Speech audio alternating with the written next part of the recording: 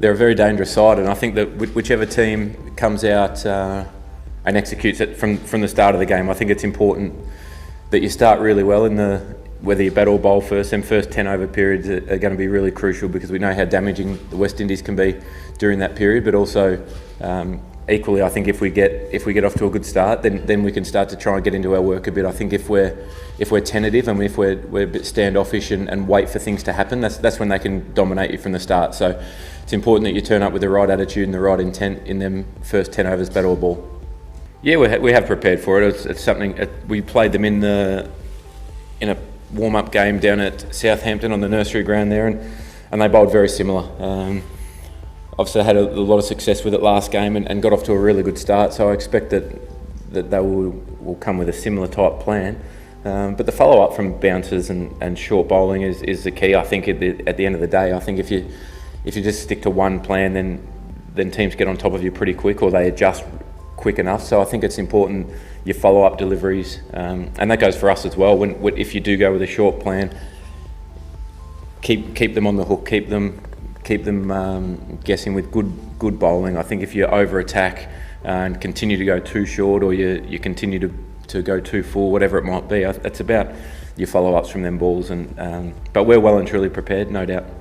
Well, each bowler will have individual plans. I think that when you come up against someone as dangerous as Chris, you have to be prepared, like I said before, that he's going to hit boundaries. So it's about trying to attack his weaknesses early and making sure that we're putting the ball in the areas that we want to be bowling. And I think if you second guess yourself, if you're a bit tentative, if you're a bit nervous with the ball in hand, he'll get all over you. And once he's going, he's so hard to stop. So I think it's important that you come prepared to take the contest to him, because he definitely does that the other way. It's probably a little bit drier than I expected it to be, the wicket. Obviously, I can't imagine they would have put a huge amount of water into it over the last couple of days with there being so much weather around. So, no, I'm not surprised how it looks, but I think you have to understand that in conditions like this, you're going to go for boundaries. So the key to bowling, I think, is to make sure that they're hitting your best ball. I think that if you're executing your best ball over and over and they're playing good shots in our percentages, then you have to wear that. We know how fast the outfields are here in England, and we know how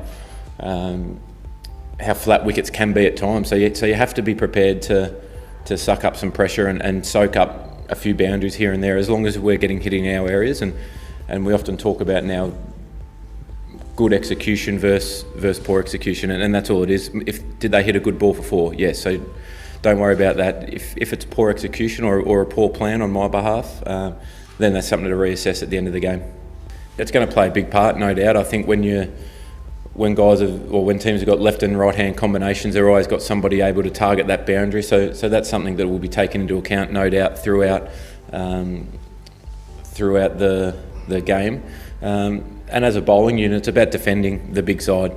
We saw the other game, England-Pakistan, there's a lot of twos out to that long side, so I think it's about using that running game and not neglect that at all, because if you're just one pace focused, you're just boundaries or six focused, you miss out on a lot of scoring opportunities. So I think we can use our speed between the wickets to that long side and try and put some pressure on and on the other side build some pressure by cutting off them twos and really restricting easy runs out there.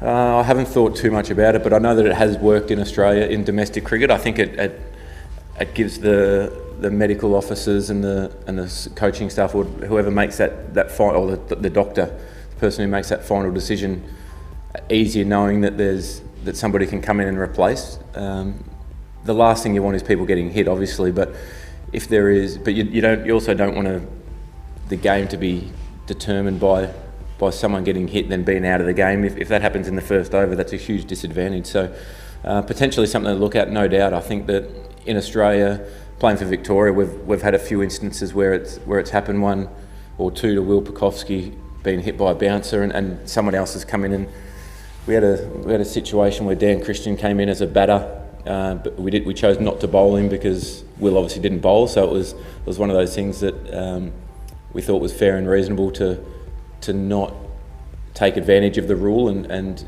bring an all-rounder in when that was the only option we had at the time. So if everyone plays ball, I think it's a good decision. It's all about the safety of the player, and at the end of the day, a game of cricket isn't as important as someone's health.